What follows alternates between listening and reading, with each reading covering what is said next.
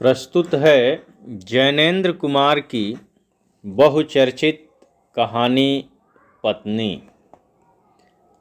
शहर के एक ओर तिरस्कृत मकान, दूसरा तल्ला। वहाँ चौके में एक स्त्री अंगीठी सामने लिए बैठी है। अंगीठी की आग राख हुई जा रही है। वह जाने क्या सोच रही है। उसकी अवस्था 20-22 के लगभग होगी। देह से कुछ दुबली है और संभ्रांत कुल की मालूम होती है।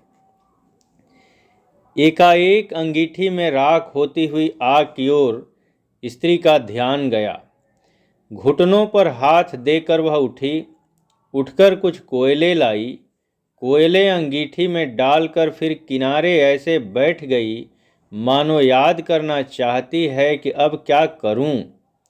घर में और कोई नहीं है और समय 12 से ऊपर हो गया है। 2 प्राणी इस घर में रहते हैं, पति और पत्नी। पति सवेरे से गए हैं कि लौटे नहीं और पत्नी चौके में बैठी है। वह सुनंदा सोचती है, नहीं सोचती कहाँ है, अलस भाव से वह तो वहाँ बैठी ही है। सोचने को है तो यही कि कोयले न बुझ जाएं। वह जाने कब आ जाएंगे। 1 बज गया है। कुछ हो, आदमी को अपनी देह की फिक्र तो करनी चाहिए। और सुनंदा बैठी है, वह कुछ कर रही है। जब वह आएंगे तब रोटी बना देगी। वह जाने कहाँ कहाँ देर लगा देते हैं और कब तक बैठूं। मुझसे नहीं बैठा जाता।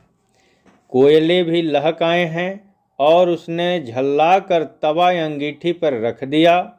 नहीं, अब वह रोटी बना ही देगी। उसने जोर से खींच कर आटे की थाली सामने खींच ली और रोटी बेलने लगी। थोड़ी देर बाद उसने जीने पर पैरों की आहट सुनी। उसके मुख पर कुछ तल्लीनता आई। क्षण भर वह आभा उसके चेहरे पर रहकर चली गई और वह फिर उसी भांति काम में लग गई। कालिंदी चरण पति आए। उनके पीछे पीछे 3 और उनके मित्र भी आए। ये आपस में बातें करते चले आ रहे थे और खूब गर्म थे। कालिंदी चरण अपने मित्रों के साथ सीधे अपने कमरे में चले गए। उनमें बहस छिड़ी थी। कमरे में पहुंचकर रुकी हुई बहस फिर छिड़ गई। ये चारों व्यक्ति देशोद्धार के संबंध में कटिबद्ध हैं। चर्चा उसी सिलसिले में चल रही है। भारत माता को स्वतंत्र करना होगा और नीति अनीत, हिंसा अहिंसा को देखने का यह समय नहीं है। मीठी बातों का परिणाम बहुत देखा। मीठी बातों से बाघ के मुंह से अपना सिर नहीं निकाला जा सकता। उस वक्त बाघ का मारना ही एक इलाज है। आतंक, हाँ आतंक। हमें क्या आतंकवाद से डरना होगा। लोग हैं जो कहते हैं आतंकवादी मूर्ख हैं, वे बच्चे हैं। हाँ, वे हैं बच्चे और मूर्ख। उन्हें बुजुर्गी और बुद्धिमानी नहीं चाहिए। हमें नहीं अभिलाषा अपने जीने की, हमें नहीं मोह अपने बाल बच्चों का, हमें नहीं गर्ज धन दौलत की। तब हम मरने के लिए आज़ाद क्यों नहीं हैं। जुल्म को मिटाने के लिए कुछ जुल्म होगा ही। उससे वे डरें जो डरते हैं। डर हम जवानों के लिए नहीं है। फिर वे चारों आदमी निश्चय करने में लगे कि उन्हें खुद क्या करना चाहिए। इतने में कालिंदी चरण को ध्यान आया कि न उसने कुछ खाना खाया है, न मित्रों को खाने के लिए पूछा है। उसने अपने मित्रों से माफ़ी मांगकर छुट्टी ली और सुनंदा की ओर चला। सुनंदा जहाँ थी वहाँ है। वह रोटी बना चुकी है। अंगीठी के कोयले उल्टे तवे से दबे हैं। माथे को अंगुलियों पर टिकाकर वह बैठी है। बैठी बैठी सूनी सी देख रही है, सुन रही है कि उसके पति कालिंदी चरण अपने मित्रों के साथ क्यों और क्या बातें कर रहे हैं। उसे जोश का कारण नहीं समझ में आता। उत्साह उसके लिए अपरिचित है। वह उसके लिए कुछ दूर की वस्तु है, स्पृहणीय और मनोरम और हरियाली।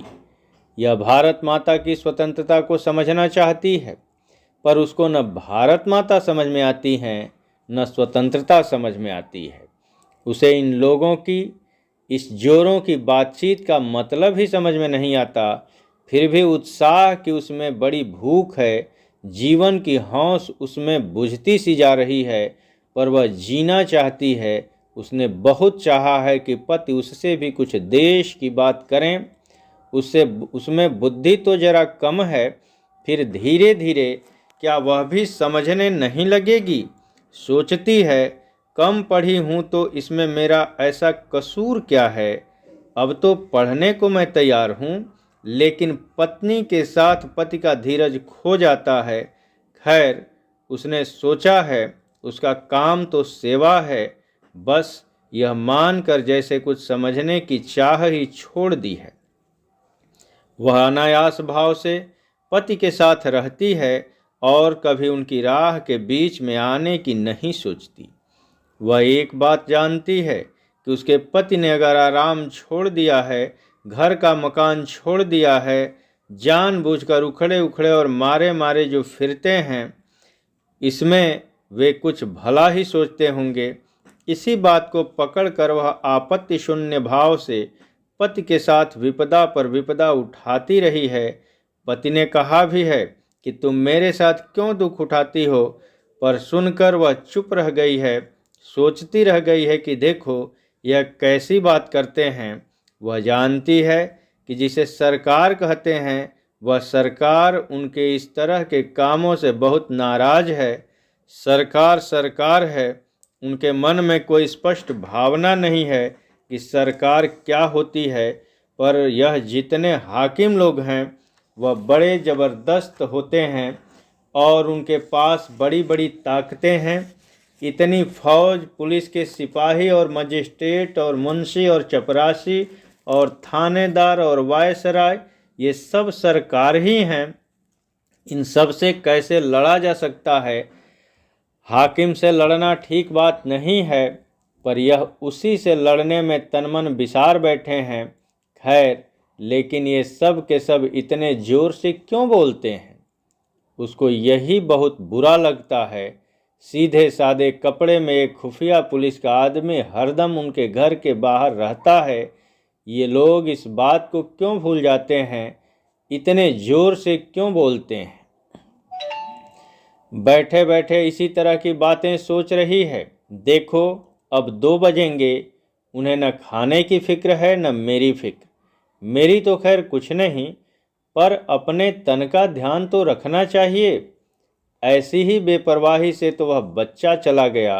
उसका मन कितना भी इधर उधर डोले, पर अकेली जब होती है तब भटक भटक कर वह मन अंत में उसी बच्चे के अभाव पर आ पहुँचता है। तब उसे बच्चे की वही वही बातें याद आती हैं। वे बड़ी प्यारी आँखें, छोटी छोटी अंगुलियाँ और नन्हे नन्हे होठ याद आते हैं। अटखेलियाँ याद आती हैं। सबसे ज़्यादा उसका मरना याद आता है। ओह, यह मरना क्या है? इस मरने की तरफ उससे देखा नहीं जाता। यद्यपि वह जानती है कि मरना सबको है। उसको मरना है, उसके पति को मरना है, पर उस तरफ भूल से क्षण भर देखती है तो भय से भर जाती है। यह उससे सहा नहीं जाता। बच्चे की याद हठात उसके जेहन में आ जाती है।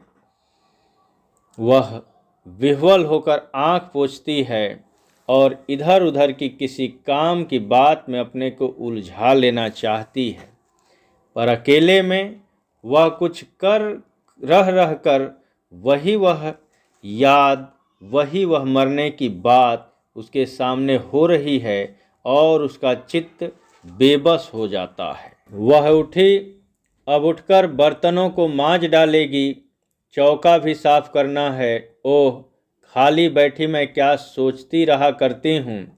इतने में कालिंदी चरण चौके में घुसे। सुनंदा कठोरतापूर्वक शून्य को ही देखती रही। उसने पति की ओर नहीं देखा। कालिंदी ने कहा, सुनंदा, खाने वाले हम 4 हैं, खाना हो गया? सुनंदा चून की थाली और चकला बेलन और बटलोई वगैरह खाली बर्तन उठाकर चल दी। कुछ भी बोली नहीं। कालिंदी ने कहा, सुनती हो, 3 आदमी मेरे साथ और हैं, खाना बन सके तो कहो, नहीं तो इतने में ही काम चला लेंगे। सुनंदा कुछ भी नहीं बोली। उसके मन में बेहद गुस्सा उठने लगा। यह उससे क्षमा प्रार्थी से क्यों बात कर रहे हैं? हंसकर क्यों नहीं कह देते कि कुछ और खाना बना दो? जैसे मैं गैर हूँ, अच्छी बात है, तो मैं भी गुलाम नहीं हूँ कि इनके ही काम में लगी रहूँ। मैं कुछ नहीं जानती खाना वाना, और चुप रही। कालिंदी चरण ने जरा जोर से कहा, सुनंदा। सुनंदा ने जी में ऐसा हुआ कि हाथ की बटलोई को खूब जोर से फेंक दे। किसी का गुस्सा सहने के लिए वह नहीं है। उसे तनिक भी सुध न रही कि अभी बैठे बैठे इन्हीं अपने पति के बारे में कैसी प्रीति की और भलाई की बातें सोच रही थी। इस वक्त भीतर ही भीतर गुस्से से घुटकर रह गई। क्यों, बोल भी नहीं सकती? सुनंदा नहीं बोली। तो अच्छी बात है, खाना कोई भी नहीं खाएगा। यह कहकर कालिंदी तैश में पैर पटकते हुए लौटकर चले गए। कालिंदी चरण अपने दल में उग्र नहीं समझे जाते, किसी कदर उदार समझे जाते हैं। सदस्य अधिकतर अविवाहित हैं। कालिंदी चरण विवाहित ही नहीं है, वह एक बच्चा खो चुके हैं। उनकी बात का दल में आदर है। कुछ लोग उनके धीमेपन पर रुष्ट भी हैं। वह दल में विवेक के प्रतिनिधि हैं और उत्ताप पर अंकुश का काम करते हैं। बहस इतनी बात पर थी कि कालिंदी का मत था कि हमें आतंक को छोड़ने की ओर बढ़ना चाहिए। आतंक के विवेक कुंठित होता है, और या तो मनुष्य उससे उत्तेजित ही रहता है या उसके भय से दबा रहता है। दोनों ही स्थितियां श्रेष्ठ नहीं हैं। हमारा लक्ष्य बुद्धि को चारों ओर से जगाना है, उसे आतंकित करना नहीं। सरकार व्यक्ति और राष्ट्र के विकास के ऊपर बैठकर उसे दबाना चाहती है। हम उसी विकास के अवरोध को हटाना चाहते हैं, इसी को मुक्त करना चाहते हैं। आतंक से वह काम नहीं होगा जो शक्ति के मद में उन्मत्त हैं। असली काम तो उनका मद उतारने और उनमें कर्तव्य भावना का प्रकाश जगाने का है। हम स्वीकार करें कि मद उसका टक्कर खाकर चोट पाकर ही उतरेगा। यह चोट देने के लिए हमें अवश्य तैयार रहना चाहिए, पर यह नोचा नाची उपयुक्त नहीं। इससे सत्ता का कुछ बिगड़ता तो नहीं, उल्टे उसे अपने औचित्य पर संतोष हो आता है। पर जब सुनंदा के पास से लौटकर आया, तब देखा गया कि कालिंदी अपने पक्ष पर दृढ़ नहीं है। वह सहमत हो सकता है कि हाँ, आतंक जरूरी भी है। हाँ, उसने कहा, यह ठीक है कि हम लोग कुछ काम शुरू कर दें। इसके साथ ही कहा, आप लोगों को भूख नहीं लगी है क्या? उनकी तबीयत खराब है, इससे यहाँ तो खाना बना नहीं। बताओ क्या किया जाए? कहीं होटल चलें? एक ने कहा कि कुछ बाजार से यहीं मंगा लेना चाहिए। दूसरे की राय हुई कि होटल ही चलना चाहिए। इसी तरह की बातों में लगे थे कि सुनंदा ने एक बड़ी थाली में खाना परोस कर उनके बीच ला रखा। रखकर वह चुपचाप चली गई। फिर आकर पास ही 4 गिलास पानी के रख दिए और फिर उसी भांति चुपचाप चली गई। कालिंदी को जैसे किसी ने काट लिया। तीनों मित्र चुप हो रहे। उन्हें अनुभव हो रहा था कि पति पत्नी के बीच स्थिति में कहीं कुछ तनाव पड़ा हुआ है। अंत में एक ने कहा, कालिंदी ने झेंप कर कहा, मेरा मतलब काफ़ी नहीं है। दूसरे ने कहा, बहुत काफ़ी है, सब चल जाएगा। देखूं कुछ और हो तो। कहकर कालिंदी उठ गया। आकर सुनंदा से बोला, यह तुमसे किसने कहा था कि खाना वहाँ ले आओ? मैंने क्या कहा था? सुनंदा कुछ न बोली। चलो उठा लाओ थाली, हमें किसी को यहाँ नहीं खाना है, हम होटल जाएंगे। सुनंदा नहीं बोली। कालिंदी भी कुछ देर गुम खड़ा रहा। तरह तरह की बातें उसके मन में और कंठ में आती थीं। उसे अपना अपमान मालूम हो रहा था और अपमान असह्य था।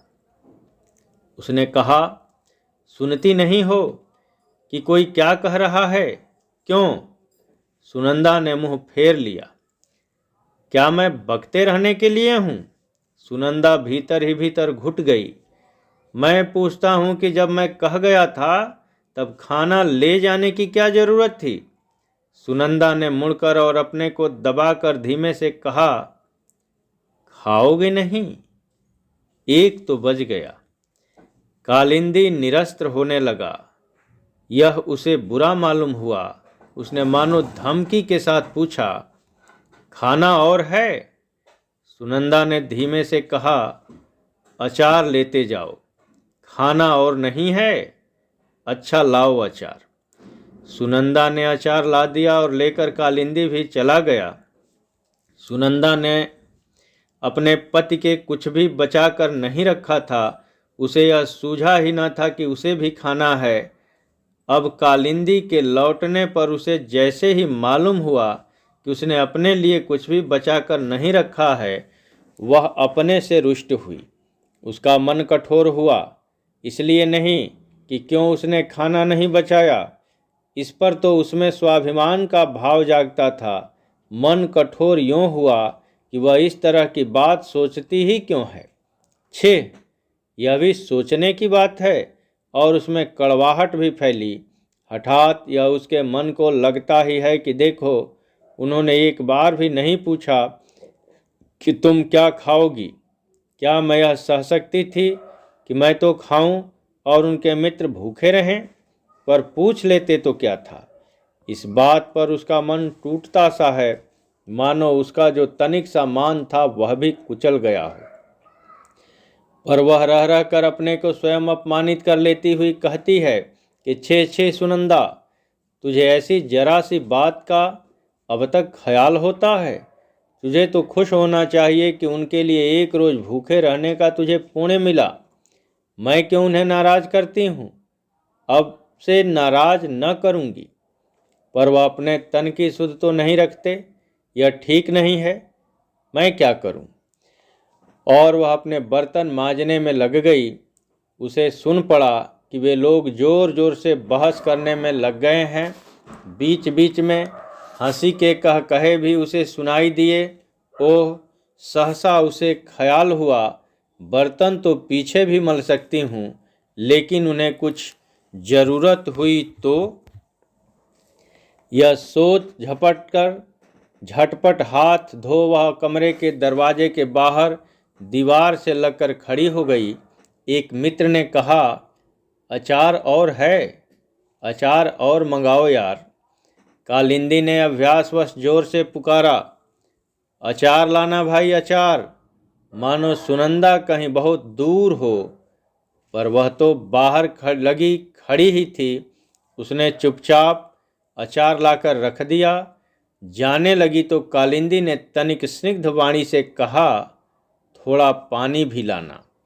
और सुनंदा ने पानी ला दिया, दे कर लौटी और फिर बाहर द्वार से लगकर ओट में खड़ी हो गई, जिससे कालिंदी कुछ मांगे तो जल्दी से ला दे।